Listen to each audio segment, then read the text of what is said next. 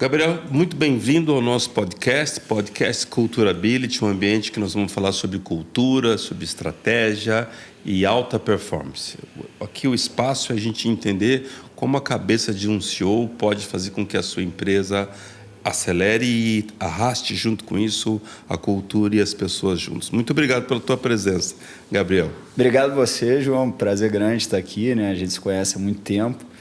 E é um prazer estar falando com você, que é um dos grandes especialistas da área de cultura corporativa. Né?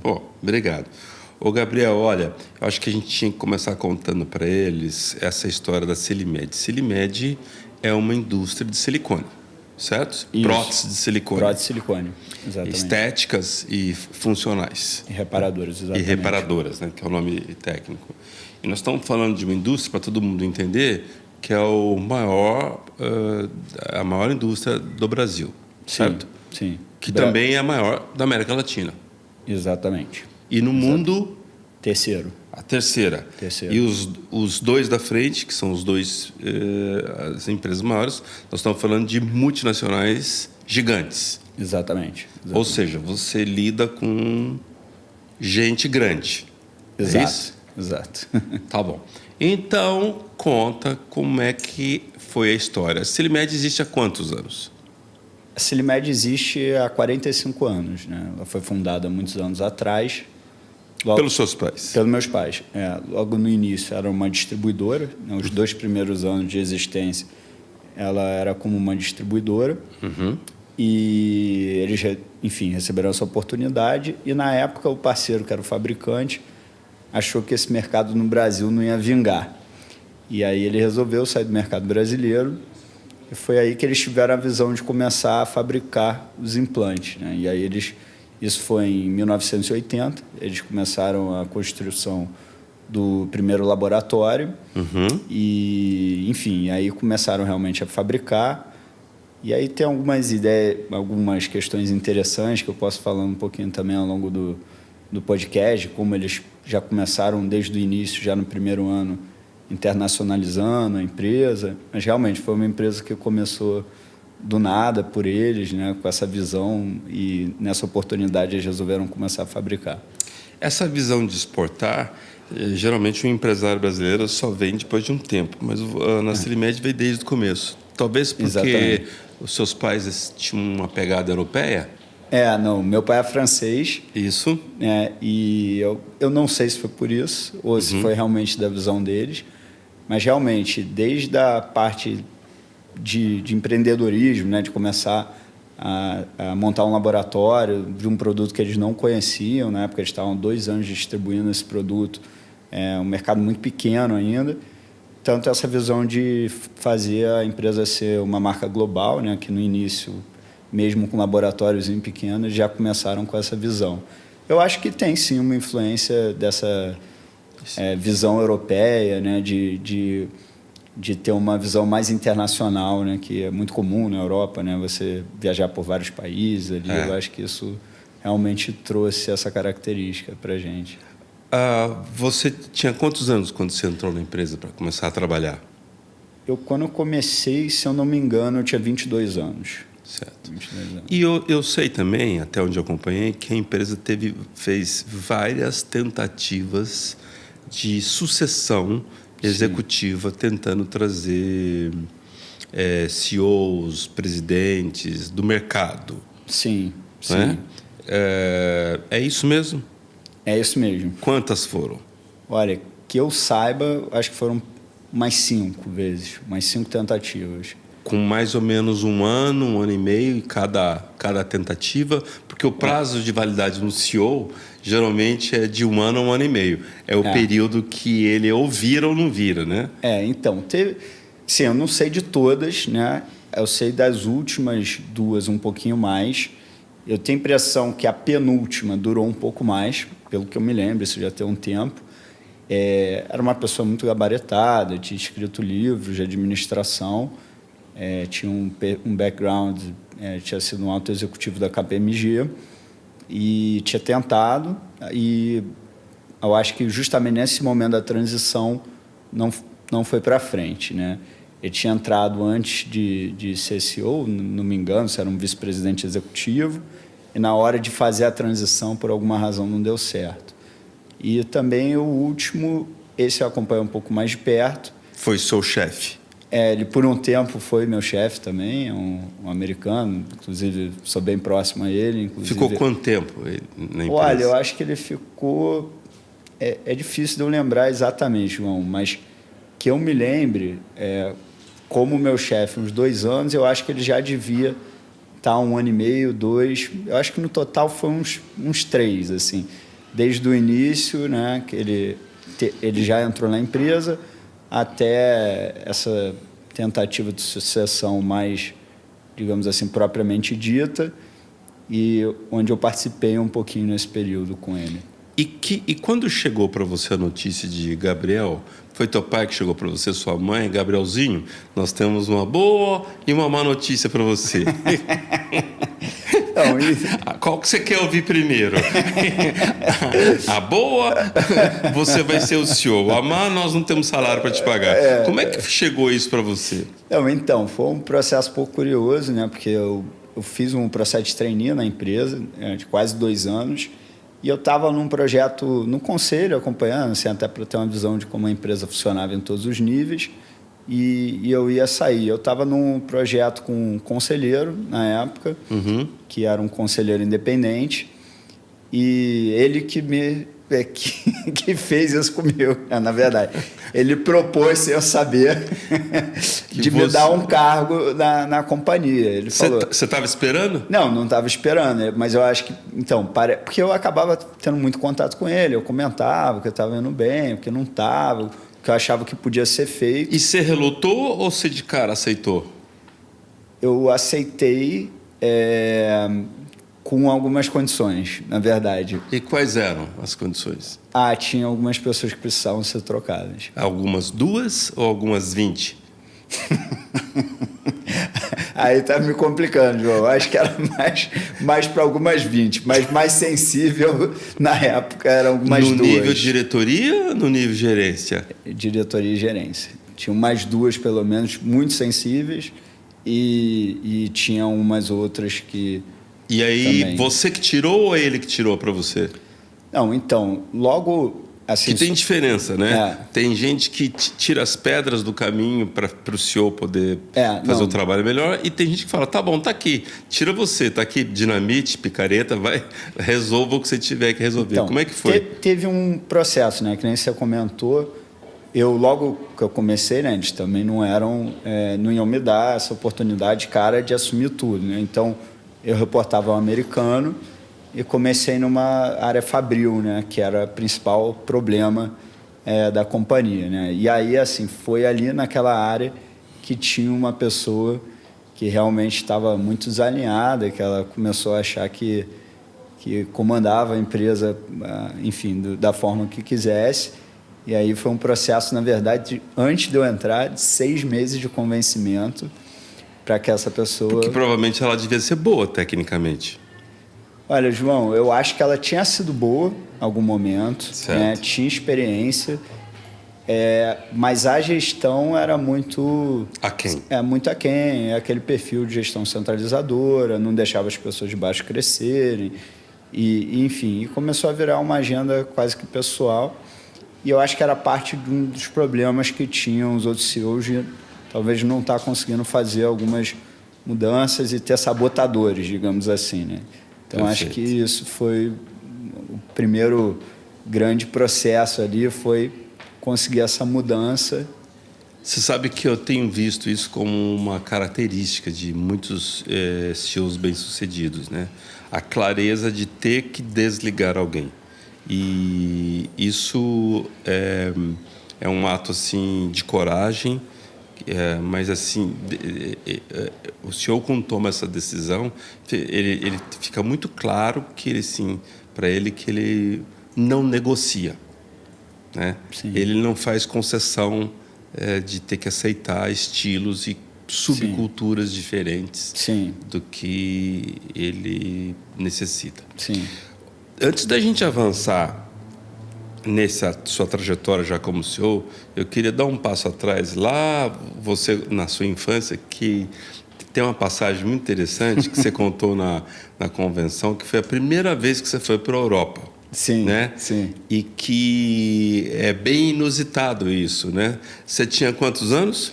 3 anos. 3 anos. E assim, ok, todo mundo, quando ouve isso, o cara foi para a Europa por 3 anos, todo mundo sabe, né? Quem levou foi os pais. Mas não foi isso que aconteceu, né? Não foi. Você falou para os teus pais que você queria ir sozinho? Com 3 anos? Não, é uma história um pouco engraçada, mas meus pais, eu acho que até por essa cultura europeia, é mais de levar para outros países. Eu tinha avós que estavam na França, eles estavam tentando convencer minha irmã mais velha, de 7 anos, a ir passar um tempo com meus avós para aprender a falar francês. E ela estava relutante? E ela estava relutante, ela tinha medo, 7 anos, muito nova. E não já se viu, né? 7 anos sem coragem para pegar um avião sozinha, né? Ela ia sozinha, né? Eles queriam mandar ela sozinha. Provavelmente eu acho que eles hoje seriam presos, né? Mas claro. Eles queriam mandar ela sozinha para ficar um mês com meus avós, que ela conhecia pouco ou não conhecia direito, não sei. Sim. Para aprender a falar o francês e voltar sozinha, e eles iriam receber. E ela, muito relutante, não queria ir, e eu escutei. E aí eu falei, eu queria ir para ir lá conhecer, aprender a falar francês. Não sei exatamente quais foram os termos, mas tinha um contexto que eles estavam tentando convencer a gente a falar francês. E quando eu vi que ela não topou, eu me candidatei e falei, eu quero ir. Claro. Eu quero ir. E com 3 anos você falou isso para os seus pais? 3 anos. E eles toparam? Toparam. Quer dizer, não dá para saber quem que ali tinha menos juízo, né? O de 3 ou os pais, a companhia aérea que aceitou. Hoje eu acho que todo mundo seria preso mesmo. Inclusive a criança de 3 anos. Até eu tinha sido. Não, e ela conta uma história que na época ainda podia levar até perto ali do avião, e aí ela, enfim, conseguiu levar até a porta do avião. Também um parênteses, meu avô era brigadeiro, né? Então eles tiveram acesso ali mais perto. O avô brasileiro. O avô brasileiro era brigadeiro da aeronáutica. Eles conseguiram me levar até mais perto do avião, ali no túnel. E diz ela que chegou na hora, ela passou para a aeromoça, né? Tinha um programa de menor desacompanhado. Acho que não era para criança de 3 anos, mas ela me deu a mão. Diz ela que ela olhou e quer que eu nem olhei para trás, que eu fui direto. Ela olhou e eu fui direto, nem olhei para trás. E você não chorou? Não, nem olhei para trás. Fui reto lá e fui no avião. Parece que, enfim, foi tudo bem. Pessoal, se por acaso vocês ouviram um ruído no final, vocês não estranhem, não. Para quem não entrou agora, não está lembrado, nós estamos numa concessionária de carro, de Porsche. Então, vira e mexe, você vai escutar aí um barulho aí de um turbo ou de um aspirado aí funcionando, tá bom? Aí você chegou lá... Cheguei lá, eu acho que não falava, obviamente, francês. Eu acho que eu não sei se eu já tinha visto alguma vez meus avós ou não, mas eles me receberam. Depois até encontrei com o tio e falou: Gabriel, no início eu não falava muito não, mas você estava ali, eu estava feliz, estava tudo bem. E você ficou um mês? Eu fiquei, eu acho que 2 meses, e aí eu voltei. Obviamente, acredito que não num nível de perfeição, mas voltei falando francês, que era o objetivo da viagem. Perfeito, muito bom. Então, eu acho que é importante a gente retomar essa história, porque Gabriel mostra o teu perfil, o quão diferente é, né? Então, nós estamos falando de um indivíduo que desde cedo desenvolveu coragem, desenvolveu o assumir consequências, desenvolveu um senso de dono daquilo que ele quer fazer na vida dele. E esses são traços de uma pessoa accountable, né?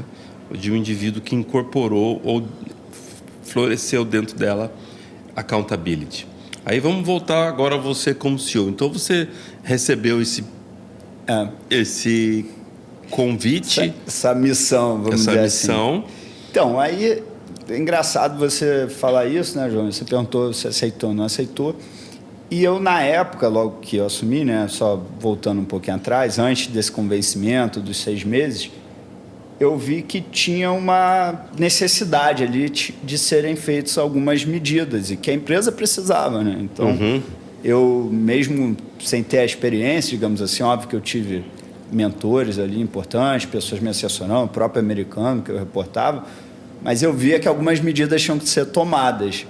Então, realmente, se eu me senti na responsabilidade de assumir ali, mesmo sem ter a experiência.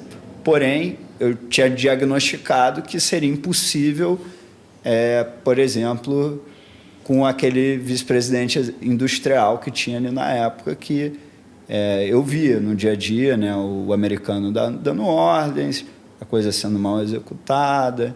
Então, tinha ali todo um contexto de algumas mudanças que precisavam acontecer. Resistência. Desalinhamento. Por isso que eu acho que era a principal razão que os CEOs anteriores não vingaram. Então, é interessante isso porque essa história de você ter uma pessoa desalinhada da sua equipe não é incomum. É muito mais frequente do que a gente imagina. Acontece que o que a gente nota é uma grande tolerância do CEO ou do diretor a essa pessoa desalinhada, né? E isso para você é algo inegociável, né? Com certeza. Inegociável. Você chega a falar para a pessoa, a dar uma chance, ou quando você decide na sua cabeça, já virou a chave e você nem fala com a pessoa? Como é que é o teu processo de tentar acordar o indivíduo ou de desligar? João, assim, eu acho que isso, primeiro, hoje em dia, não é uma coisa mais tão constante, né? Mas sempre, né? Você já não demite mais tanta gente como você demitia antes. No início, não.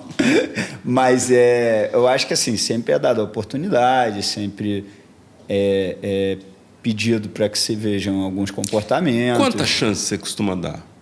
Eu acho que a chance depende um pouco da situação, né? Porque você pode ter uma situação que você está na dúvida, né? Tem algo errado aqui, não sei bem o que é, pode ser uma dificuldade para conseguir algum resultado. Isso é uma coisa que, ok, dá para você conviver, entender, pode ter ali alguma circunstância. E pode ser uma questão de desalinhamento com a cultura da empresa. Quando é desalinhamento com a cultura da empresa, não adianta ficar dando chance, porque Verdade. A pessoa ela pensa de outra forma que a empresa pensa. Então, assim... Mas mesmo assim você fala.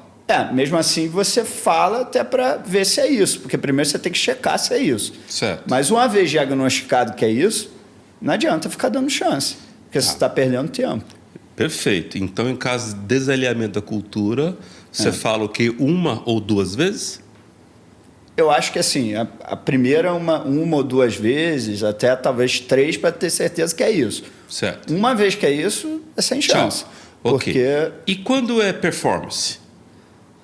Quando é performance, aí eu acho que varia um pouco, porque pode ser uma questão temporária de algum problema que está acontecendo. A pessoa tentou certo, mas errou, por exemplo. E não deu certo aquilo lá. Você convive bem com isso? Você convive com erro? Desde que a pessoa veja que está pela razão certa, que a pessoa performa bem, ou então a pessoa acabou de chegar, você ainda não conhece. Ok, pode errar, pode existir erros. Obviamente que não, desde que isso seja uma constante, porque aí é uma pessoa que performa. Eu estou entendendo que o teu modelo de gestão, assim, você convive com erros desde que não seja o mesmo erro. Exatamente. Tá. Desde que não seja o mesmo erro, desde que não seja uma questão, tipo, essa pessoa não performa, porque aí não dá realmente. Certo. Mas pode ser assim, não, a pessoa performa sempre bem. Teve um erro aqui, há um ano, que foi mal, e aí eu vou tentar entender as razões, e se for o caso, dá uma chance. Não, ou mais, até isso aí, eu acho que, desde que não seja o mesmo erro, é o que você falou, a gente convive bem. Agora, se for uma questão da pessoa também não performar de forma constante, aí também não tem como, né? E você já teve caso de reversão? De você falar com uma pessoa e a pessoa... Puxa, não tinha pensado em acordar para a vida? Já tive. Tá. Já tive alguns poucos casos, sim, de reversão. Ou de pessoas que performavam muito bem e tinham uma questão que precisava melhorar, comportamental. e de existir uma melhora, ou assim, nada que fira a cultura, mas de repente um ponto de desalinhamento, vamos dizer assim. Ou de caso até da pessoa talvez realmente precisar dar uma mudada um pouco mais considerável e de dar certo. Mas eu tenho que ser sincero que é mais raro isso. É mais raro. Principalmente quando é de comportamento e desalinhamento com a cultura. Não, e a pessoa precisa... exatamente. Não disse assim, uma pessoa desalinhada eu nunca tive. Assim, falar de assim, reversão. Essa pessoa é desalinhada com a cultura. A pessoa virá alinhada. Mas já tive casos assim, a pessoa é alinhada, mas nem tanto, tem alguns pontos. A pessoa ela é super alinhada na parte comportamental, mas na liderança ela acaba pecando. E aí de ter um feedback mais estruturado, a pessoa absorver isso e querendo muito e mudar. Mas um caso assim da pessoa... não, essa pessoa é totalmente desalinhada à cultura, ela não compra a ideia da cultura da empresa, isso eu nunca tive. Tá. A Celimédia vem de uma trajetória de performance, nós vamos falar daqui a pouco disso. Quanto que você acha que ela teria de performance e seria tão bem sucedida se você não tivesse demitido essas pessoas? Não seria. Não seria uma empresa de alta performance. Não seria. Não seria. Provavelmente, inclusive, eu acho... Provavelmente vamos falar daqui a pouco sobre isso. A gente teve um incêndio, né? Uhum. E eu acho que a empresa não teria sobrevivido se tivesse as pessoas desalinhadas ali naquele momento. Né? Em que ano que foi o incêndio? Foi em 2015. E consumiu quantos por cento da propriedade, do estoque? 80%. Foi 80%. Certo. E como é que você se virou? Você já era CEO? Nessa época eu já era CEO, inclusive oficialmente, né? Assim. E onde você estava quando aconteceu o incêndio? Você lembra? Lembro, eu estava voltando à viagem de trabalho a Brasília. De Brasília? De Brasília, né? E eu já tinha chegado no Rio, meu avião, na época. E aí eu vi umas ligações estranhas para algumas pessoas, não foram para mim. Tinha outros da empresa no voo com você? Era uma viagem de trabalho que a gente tinha feito. E na hora que começou a tocar o telefone de uma pessoa próxima a mim, eu vi que a pessoa ficou nervosa e tal. E aí eu questionei, né? O que está acontecendo? O que está acontecendo? E aí a pessoa passou o telefone e a pessoa do outro lado gaguejando e não conseguia falar. Aí eu fala, a pessoa não conseguia. Aí eu fala, eu falei uma palavra que eu não vou falar. Fala, desgraçado.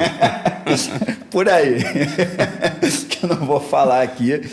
E aí a pessoa falou, você não está sabendo? Aí eu, sabendo o quê? Aí a pessoa falou, não, a fábrica está pegando fogo e tal, então... Uhum. Foi teve assim que eu fiquei vítimas sabendo. fatais? Não, felizmente não teve nenhuma vítima fatal. Feridos? Nem feridos, graças a Deus não. Perfeito, legal. De lá para cá, você construiu uma fábrica nova, né?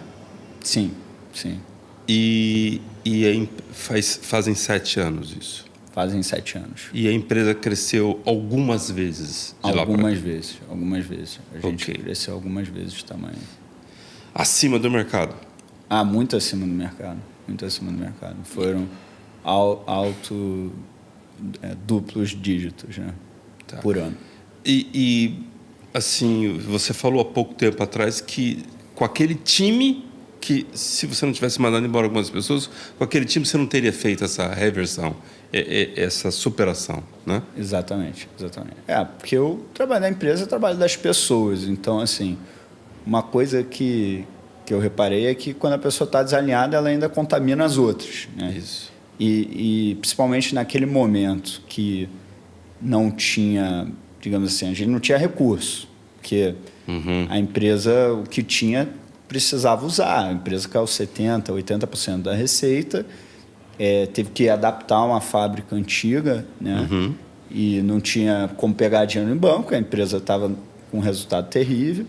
Pelo contrário, né? Estava todo mundo olhando, esperando que a empresa fosse quebrar e os resultados financeiros eram para a empresa quebrar, realmente, naquele momento, porque a empresa perdeu 70%, 80% da receita. Então, o que tinha era a gente ali, uma vontade, uma visão, um sonho, né, como a gente quiser chamar, e as pessoas, né? Então, trabalhando juntos para isso. Então, realmente, assim, se não fosse a equipe alinhada com esse objetivo, e esse objetivo não tinha margem para erro, porque a gente estava num processo super complicado que, dependendo do erro que acontecesse, a empresa não iria sobreviver, né? Em algum momento você ficou com medo de perder a fábrica, de não conseguir recuperar? João, natural pelo grau que aconteceu de ter um receio, porque assim, os resultados, qualquer pessoa que visse, né, até o mercado financeiro, todo mundo falou, os concorrentes, todo mundo falou, eles vão quebrar, todo mundo falou, né? E realmente isso dava um receio, um medo, mas assim, momento nenhum eu deixei de acreditar que era possível sair daquela situação. Certo. Mesmo quando, assim, olhando os números, não era óbvio, digamos assim, mas momento nenhum realmente eu deixei de acreditar nisso. Além do incêndio, você teve outros grandes problemas para lidar. Você teve problemas jurídicos. Eu me lembro que um deles foi nos Estados Unidos, que você tinha um distribuidor, um americano, não o mesmo CEO, mas outro, que achou alguma brecha no contrato, se apossou da marca e que queria pegar para ele a marca, a produção, não é isso, não? E era um cara muito maior do que a empresa na época. Sim. Quanto tempo você lidou com esse problema jurídico com ele? Então, né, quando acho que os problemas vêm, eles vêm de uma vez só, né? Então, na época, foram alguns realmente grandes problemas. A gente teve uma questão regulatória que a gente teve que tratar e evitar, digamos assim, o pior, né, que a gente conseguiu tratar. Isso com a Anvisa? Isso com a Anvisa, com outras autoridades internacionais. A gente teve que ir tratando, que foi na mesma época, foi praticamente no mesmo mês. E isso durou por um tempo, né, porque foi uma série de trabalhos feitos depois dessa situação. Teve, obviamente, a questão financeira da empresa. A empresa não tinha recurso, a empresa, né, ficou deficitária porque ela caiu 70%, 80% da receita. E teve também questão, por exemplo, no meio disso, a gente tinha um distribuidor nos Estados Unidos, que ele, obviamente, estava com a, digamos assim, parte fabril prejudicado, que a gente que fabricava para ele. Só que ele, ao invés de tentar, digamos assim, fazer uma parceria para a gente sair dessa situação, né, e ajudar, um suportar o outro, né, cada um na sua responsabilidade, ele viu como uma oportunidade que a gente estava enfraquecido, né, financeiramente e todas essas questões, para tentar roubar a tecnologia. Ele era maior que vocês, né? Ele era maior. Quantas vezes maior? Ele em termos financeiros, eu não estou lembrado ao certo. Ele era um pouco maior que a gente, mas ele estava listado na bolsa.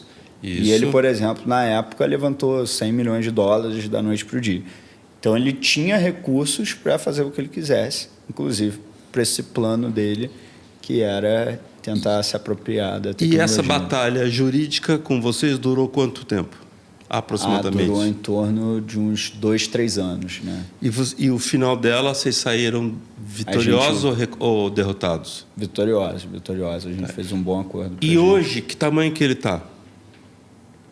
Hoje ele está um pouco menor que a gente de receita, porque os Estados Unidos o ticket médio é muito maior, mas a empresa está muito mal financeiramente.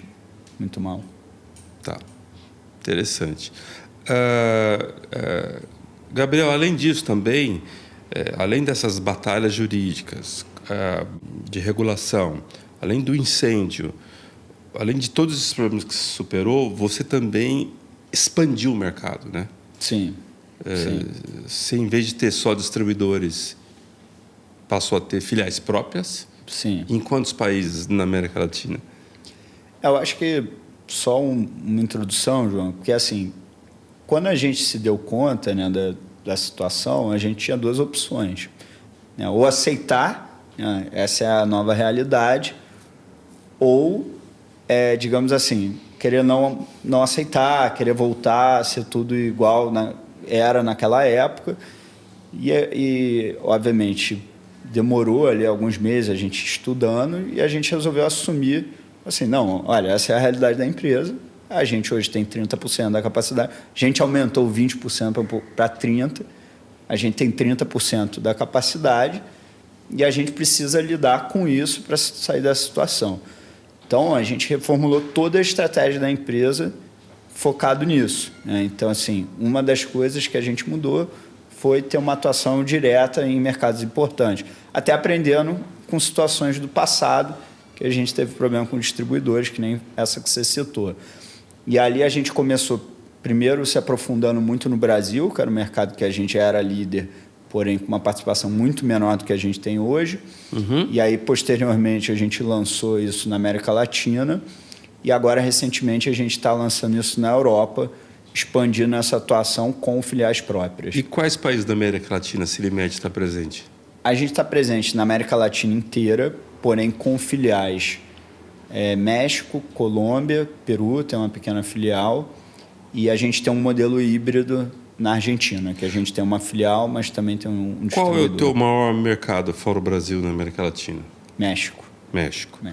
Ok. E na Europa, em quais países vocês estão presentes? A gente está... Porque lá a gente, de vez em quando, agrupa os países, né? Então, a gente está em 4 grupos de países, né? 2 são realmente países, que é Itália e Espanha. E a gente está em 2 grupos, né? 2 regiões. 2 regiões, né? O Nórdicos, que o foco, a atuação principal é Suécia, Noruega e Dinamarca. E em Benelux, que é Bélgica, Holanda e Luxemburgo. E qual é o teu maior mercado ou região lá? E atualmente é Itália e Espanha. E a gente também deve estar fazendo uma expansão para alguns outros países. Perfeito. Gabriel, nesse processo todo, você foi construindo a cultura da empresa, né? Sim. Eu lembro que o primeiro trabalho que a gente fez sobre isso foi em 2000 eu acho que foi 13, 14. 13, 14, né? E que, de alguma forma, ajudou a empresa, né? Claro. A passar por tudo isso. Porque, por sorte, foi antes do incêndio, né? Eu acho que... Foi exatamente isso. Você já entrou com esses problemas com uma linha muito clara, filosófica, que ajuda muito, né? Exatamente. Alinhar os teus gestores. Por isso que eu acho que seria importante agora a gente introduzir o Pride para as pessoas, porque o orgulho talvez foi um dos sentimentos mais fortes que nós identificamos nesse processo todo. As pessoas, os executivos, suas lideranças, eles têm um orgulho muito grande, né, da trajetória da Silimed, né? E o que é o Pride e do que é formado essas letras? Sim, eu acho que, primeiro, comentando o que você falou, né, João? Eu acho que lá em 2014, após algumas mudanças que a gente tinha sido feito, que foi um pouquinho o que a gente comentou no início, a gente viu a necessidade de criar uma cultura de alta performance. Então, ali a gente fez até esse trabalho juntos na época, né? E foi o início de tudo, né? E eu acho que, já tendo uma ideia clara de qual era a cultura, né? Que era a cultura tanto focada em performance, tanto nos pontos positivos que ao longo da história da companhia que a gente sempre teve, né? Então, a gente construiu isso na época, né? E é engraçado que com as crises, né? Principalmente com incêndio, e toda essa trajetória de muitos anos de dificuldade para sair dessa crise, onde, inclusive, algumas vezes a gente teve que fazer reduções de equipe, corte de pessoal para cortar despesa e se adequar à nova realidade da companhia, essa cultura foi muito consolidada, porque a gente aplicou muito esse critério, né? Não só um critério de redução para ter redução de despesa, né? Digamos assim, porém de fazer isso cruzando com a cultura, né? Então, eu acho que a cultura foi sendo muito fortalecida e claramente isso foi um dos grandes pontos que fez a gente sair dessa situação, né?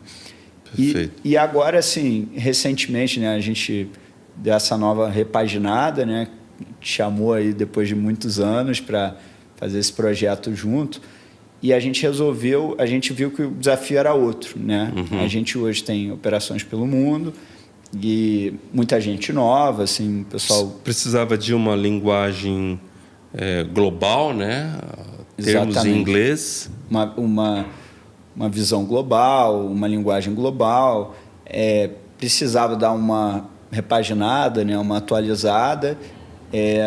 Digamos assim, muita gente nova também, né? Porque com essas mudanças da empresa, a empresa acabou fazendo novas contratações, então precisava consolidar isso e dar uma repaginada. E aí a gente fez, né, o Pride, né, que na verdade são 5 pilares, né, que são pessoas. 5 letras, né? 5 letras, então cada letra representa um pilar. Isso, então o P de pessoas, o R, resultados, I, inovação, D, determinação e o E de essência. Isso. E o valor novo que foi acrescentado é de inovação. Foi inovação. E eu acho que até uma coisa interessante, né? A empresa ela sempre se diferenciou no mercado por inovar. Por se auto-renovar. Inovar em produtos. E isso não estava no anterior, né? Então foi meio que fazer justiça, digamos assim, colocando e reconhecendo. Ou seja, vocês já praticavam esse valor, mas não estava escrito. Exatamente. Certo. E aí a gente decidiu colocar esse e dar uma atualizada nos outros pontos. Isso foi lançado na convenção que foi feita em agosto? Foi agosto. Você trouxe quantas pessoas para essa convenção? Foi em torno de 100 e poucas pessoas. Mundo?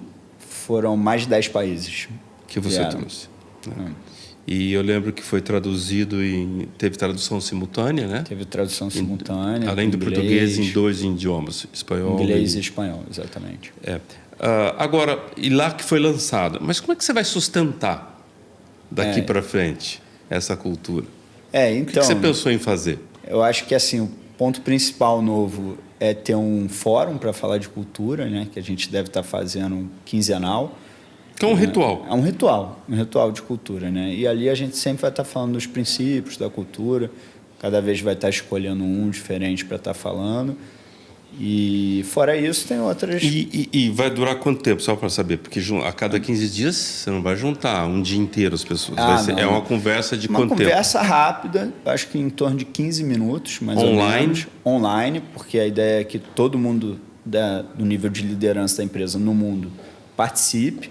Então é para ser um negócio rápido, porém para passar uma mensagem, está sempre falando da cultura e está sempre alinhando todo mundo pelo mundo com a mesma ideia. E qual vai ser o seu papel nesse ritual? Você você diz para o RH, eu quero isso?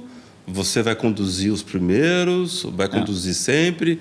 Fala para mim, o que você imaginou em fazer? Acho que no começo, né, como é uma questão da cultura, acho importante eu fazer os primeiros. E a ideia depois é que isso vai ter um comitê, né, de cultura na companhia. E a ideia é que depois que isso esteja mais bem estabelecido, o comitê possa fazer essa gestão e ter a participação de mais pessoas, enfim, da empresa inteira estar participando nesse processo de bate-papo de cultura que vai ter de tempos em tempos, né? Nós estamos em 2023, então se a gente falar assim para os próximos 5 anos, 2028, já quase chegando em 29, o que você imagina para a Silimédia daqui até lá? Aonde você gostaria de estar em termos de mercado? Com que tamanho? O que você imagina? Até onde você pode contar isso aqui para a gente? Está me complicando aqui, João. Não, eu gostaria, né, a empresa gostaria de estar dobrando de tamanho nos próximos 3 anos. Então, tem outros objetivos mais de longo prazo também. E dentro desses 3 anos tem uma atuação realmente global, né, em todos os países importantes, ter operações robustas, né? Então, acho que esse é um dos pontos principais. e a inovação que ela vai suportar também cada vez mais esse crescimento. A gente vê que é fundamental ter inovação para poder estar crescendo, que nem a gente imagina. Conta para mim, para nós um pouco, como é que é a governança da empresa. Você tem abaixo de você uma estrutura que nós estamos falando de quantos diretos? São 5 diretores, 7 diretores? Sim, a gente tem, atualmente, tem um conselho, né, que Certo. tem 2 conselheiros independentes. Uhum. Teus pais estão no conselho? Não, atualmente não. Eles participam em algumas decisões estratégicas, que são com os acionistas, e tem um conselho formado por profissionais. É um conselho profissional. Um conselho profissional. E a gente, abaixo de mim, tem em torno de uns 5 diretores e 2 gerências que reportam a mim. Gerentes executivos. E abaixo deles aí tem um número grande de gerentes. E assim, juntando as filiais e toda a parte de indústria, nós estamos falando de quantas pessoas o Celimed hoje tem? Se eu não me engano, João, em torno de 500, 550, por aí. Tá. E a qualidade do produto que você faz lá no Rio de Janeiro está em que nível com os outros produtos que se disputa nos mercados lá fora? João, eu sou suspeito para falar, mas eu diria que é superior, né? Tanto é que, por exemplo, a gente vê no Brasil, a gente tem em torno de 50% mais ou menos de market share. E isso não é pelo preço, porque a gente cobra mais para o alto assim, da tabela. Pouco acima da média. Pouco acima da média. E a gente vê que mesmo assim tem uma participação, porque os médicos têm confiança e eles gostam do produto, né? Então, essa é a nossa forma de atuar pelo mundo, sempre competir por qualidade, não por preço, nada. E aí, justamente, eu acho que a inovação ao longo dos anos veio dando suporte a isso, né? E fez com que a gente tivesse hoje um produto de qualidade, no meu entendimento, superior do que a concorrência. Eu acho que... Então, falamos do Pride, né, que é o nome da cultura, mas isso é uma razão de orgulho, né, de ser uma empresa nacional. Eu acho que a gente tem a sorte de estar num segmento que o Brasil é uma referência mundial, que a cirurgia plástica brasileira ela é referência no mundo. É a segunda maior sociedade de cirurgia plástica no mundo e o segundo maior mercado de cirurgia plástica. Perdão, cirurgia plástica é o primeiro. Em implantes mamários é o segundo, mas em cirurgia plástica é o primeiro mercado do mundo. E você sabe que graças a alguns fatores, né, no meu modo de ver, né? Primeiro, Rio de Janeiro, depois Ivo Pitangui. Exatamente. Né, que Ivo Pitangui está para a cirurgia plástica brasileira, assim como Oscar Niemeyer está para a arquitetura brasileira. E o Ivo Pitangui, se não me engano, teve uma influência muito grande na decisão de um dos governos nossos em colocar no SUS o direito da pessoa a fazer cirurgia reparadora. É isso mesmo ou não? Verdade. Ele teve influência em diversos setores, né?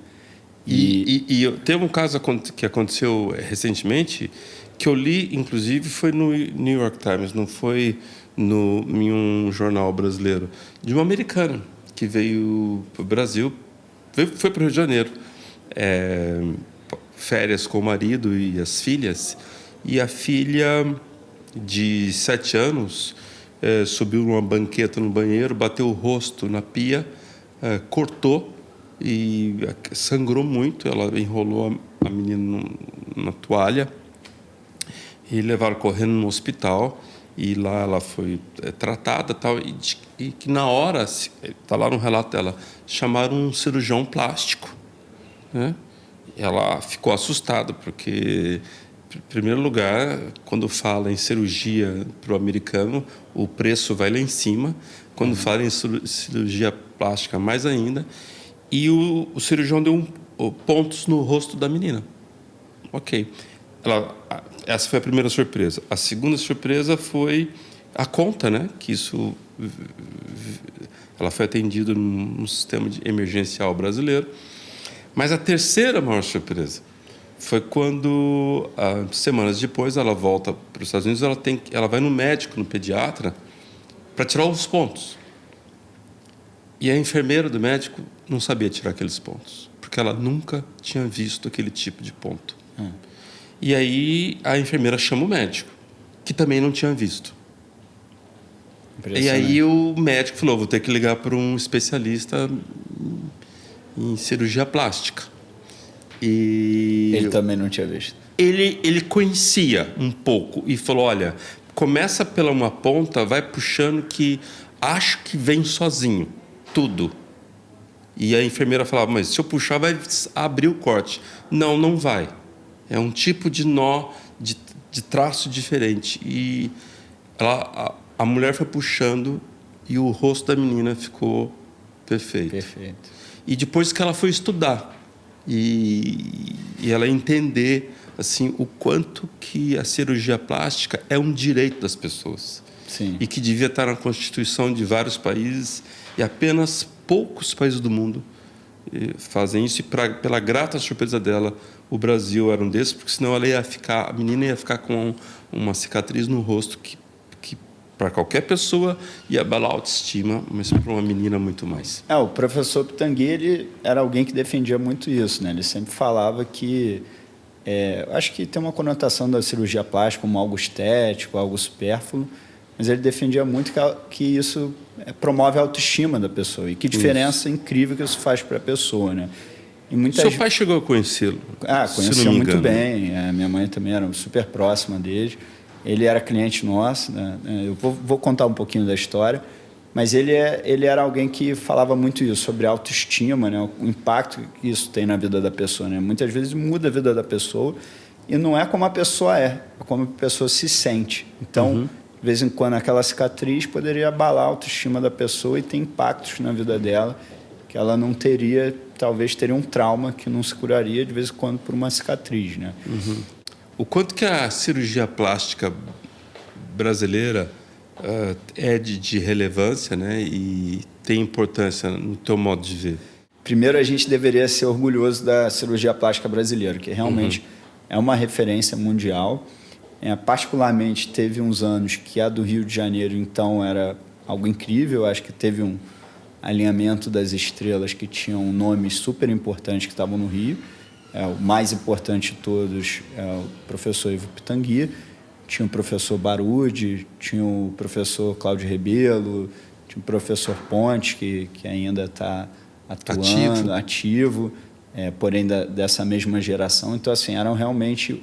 O Brasil e o Rio eram uma referência em cirurgia plástica mundial, né? E a gente, como uma empresa carioca, teve o privilégio de conviver muito perto desses cirurgiões, né? Então, muitas vezes a gente tinha uma coisa de sempre ouvir muitas pessoas, ter um contato muito próximo.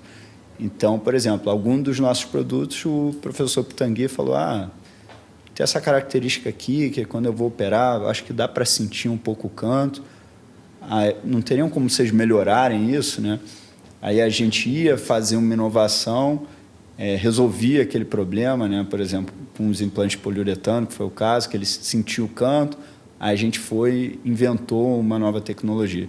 E isso foram acontecendo algumas vezes, né? Então, a gente, ao longo da nossa história... Então, podemos falar que os produtos da Cilimed, que sempre teve uma pegada inovadora, tiveram como curadoria grandes cirurgiões plásticos, entre eles o professor Pitangui. Com certeza, com certeza. E isso impulsionou a gente a inovar, né? E uma coisa até curiosa, né? Normalmente a gente vê as empresas brasileiras muitas vezes replicando tecnologias do exterior, né? Você citou recentemente um caso jurídico que a gente teve, mas eu acho que o nosso caso é o contrário, né? A gente desenvolvendo tecnologias e a gente teve alguns casos de empresas, empresa alemã, empresa americana, querendo replicar as tecnologias que a gente desenvolveu ao longo dos anos, né? Então, acho que é um orgulho para a gente estar podendo ser pioneiro em tecnologia, estar competindo por qualidade, né? E estar tendo a nossa tecnologia até visada, né? No exterior, ao invés de ser o contrário, né? A empresa brasileira que está replicando aqui tecnologias inventadas no exterior. Né? O Gabriel, só para a gente E encerrando, eu não queria deixar de falar que a gente está gravando esse podcast numa loja Porsche, né? E queria saber a tua opinião sobre a marca. O que você pensa? Qual é o seu sentimento? O que você viu que te chamou a atenção daqui? Não, acho, primeiro, a loja é incrível aqui, né? Realmente uma experiência estar aqui, né? E a marca... Você rodou pela oficina? Rodei pela oficina e você não imagina, né? São 4 andares, você no início vê a loja, você não imagina a estrutura que tem nos andares superiores. Eu sou também suspeito para falar que eu sou fã da marca, né? Realmente, o que me vem à cabeça é performance, né? A gente está aqui falando de performance, né? Qualidade, controle, né? Uma performance com controle, né? Que eu acho que a marca traz e também um luxo, né? Assim, né? Então, assim, é uma junção das duas coisas. Eu acho que, para mim, eles juntaram performance com eficiência e design, né? Exatamente. Souberam embalar bem. Exatamente. E eu trago isso para o trabalho que você fez com a cultura. Eu acho que vocês souberam muito bem embalar os 5 pilares da cultura. Legal. Que, de novo, pessoas, resultados, inovação, determinação e essência, que são muito características suas, também souberam embalar nesse nome muito bonito e global que é orgulho em inglês, né? Que representa o sentimento que vocês têm. E também tem história interessante que Pride tem 2 sentidos em inglês, né? É verdade. Um é orgulho e qual é o outro sentido em inglês que tem? Grupo de leões, né? Grupo de leões. E o que isso representa aí para você, grupo de leões? Olha, eu acho que tem tudo a ver, né, foi uma boa coincidência, né, mas inclusive pegando o histórico, né, de sair de uma situação, né, crítica, né, que tinha tudo para dar errado e ter a garra, né, ou a ferocidade do leão para virar essa situação, sair disso e não só sair disso, porém sair melhor, né, com uma estratégia melhor, com uma estrutura melhor, uma fábrica melhor. Então, eu acho que representa bem o grupo que trabalhou para fazer a gente chegar nesse ponto. Muito bom. Olha, parabéns aí pela trajetória, parabéns aí pela sua determinação que desde os 3 anos de idade você mostrou, indo sozinho para a França.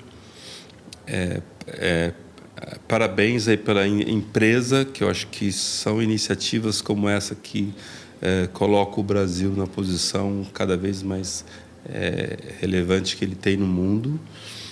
E muito obrigado pelo seu tempo e por ter vindo do Rio de Janeiro até aqui compartilhar as suas histórias com a gente. Eu que agradeço, João. Um prazer enorme estar aqui com você de novo. Acho que você também ajudou, né? Fez parte dessa história desde lá de trás, quando a gente desenhou, né, a primeira cultura e agora nessa atualização. Eu acho que realmente assim, esse suporte foi fundamental para a gente conseguir fazer isso e é um orgulho grande estar aqui, podendo estar com você hoje, estar dividindo isso um pouquinho, né, que a gente veio vivendo ao longo dos anos, né, e inclusive esse trabalho que a gente vem fazendo junto. Muito bom. Muito obrigado, Gabriel. E, gente, até o próximo episódio do podcast Cultura Ability.